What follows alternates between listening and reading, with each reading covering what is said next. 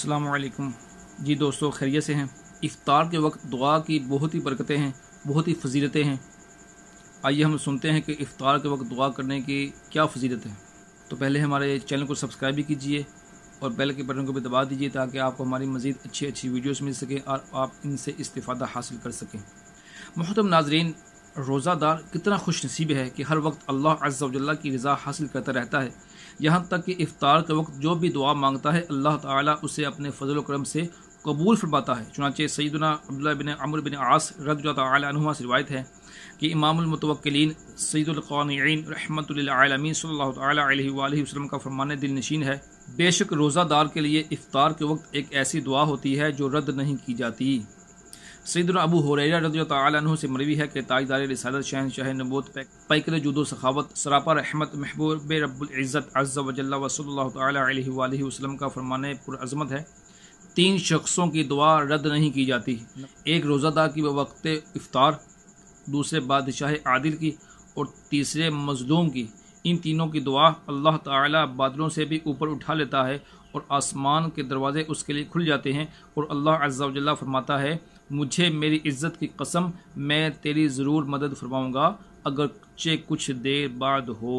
ہمیں اللہ تبارک و تعالیٰ سے کسی وقت بھی دعا مانگنے سے پیچھے نہیں ہٹنا چاہیے، اللہ تعالیٰ سے مانگتے ہی رہنا چاہیے، چاہے ہمیں ظاہری طور پر اس کے دعا کے قبول ہونے کے اثرات نظر آئیں یا نہ آئیں، اللہ تعالیٰ سے مانگتے ہی رہنا چاہیے۔ یاد رکھیے، دعا مانگنا سنت ہے۔ ہمارے پیارے آقا مکی مدنی مصطفیٰ صلی اللہ تعالیٰ علیہ وآلہ وسلم اکثر اوقات دعا مانگتے، لہٰذا دعا مانگنے میں اتباع سنت کا بھی شرف حاصل ہوگا۔ اور یاد رکھیے، دعا مانگنے میں اطاعت رسول صلی اللہ تعالیٰ علیہ وآلہ وسلم بھی ہے کہ آپ صلی اللہ تعالیٰ علیہ وآلہ وسلم دعا کی اپنے غلاموں کو تاکید فرماتے رہتے۔ دعا مانگنے والا عابدوں کے زمرہ یعنی گروہ میں شامل ہو جاتا ہے کہ دعا بذات خود ایک عبادت کا بھی مغز ہے، جیسا کہ ہمارے پیارے آقا صلی اللہ تعالیٰ علیہ وآلہ وسلم کا فرمان عالی شان ہے، الدعاء مخ العبادہ، دعا عبادت کا مغز ہے۔ تو ہم پریشان ہو جاتے ہیں کہ ہم اتنے عرصے سے دعا کر رہے ہیں، اتنا وقت ہو گیا دعا کرتے کرتے، یہ دعا کی وہ دعا کی، قبول نہیں ہوئی۔ اللہ تبارک و تعالیٰ کی رحمت بہت وسیع ہے، بعض اوقات دیر سے قبول ہوتی ہے، ہو جاتی ہے، بعض اوقات ہمیں اس وقت اس دعا کا اثر ظاہر ہونا ہمارے لیے فائدہ مند نہیں ہوتا، وہ دعا فوراً قبول ہو جانا ہمارے لیے فائدہ مند نہیں ہوتا۔ اللہ تبارک و تعالیٰ پھر اس وقت اس کو دعا کو قبول فرماتا ہے، اس وقت اس کی دعا کی قبولیت کا اثر ظاہر فرماتا ہے جب ہمارے لیے فائدہ مند ہوتا ہے۔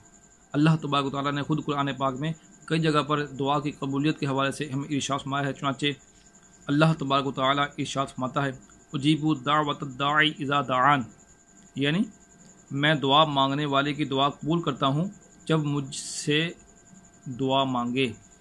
ایک اور جگہ پر فرمایا فلنعم المجیبون، ہم کیا اچھے قبول کرنے والے ہیں۔ ایک اور جگہ ارشاد فرمایا ادعونی استجب لکم، مجھ سے دعا مانگو میں قبول فرماؤں گا۔ تو لہٰذا ہمیں دعا مانگنے میں سستی نہیں کرنی چاہیے، دعا مانگنے سے رکنا نہیں چاہیے۔ اللہ تبارک و تعالیٰ کس وقت کون سی دعا قبول فرما لے اور کس دعا کی برکت سے ہماری کون سی مصیبت ٹل جائے، کون سی بلا ٹل جائے، ہم نہیں جانتے، لہٰذا دعا مانگنے سے سستی نہیں کرنی چاہیے، دعا مانگتے ہی رہنا چاہیے۔ اللہ تعالیٰ ہمیں اپنی بارگاہ سے دعا مانگتے رہنے کی توفیق عطا فرمائے اور صرف اپنا ہی محتاج رکھے، اپنے علاوہ غیروں کی محتاجی سے اللہ تعالیٰ ہم سب کو محفوظ فرمائے۔ اپنے لیے بھی دعا کیجیے، اپنے والدین کے لیے دعا کیجیے، اپنے گھر والوں کے لیے دعا کیجیے اور مجھے بھی اپنی دعاؤں میں یاد رکھیے۔ بہت بہت شکریہ۔ السلام علیکم۔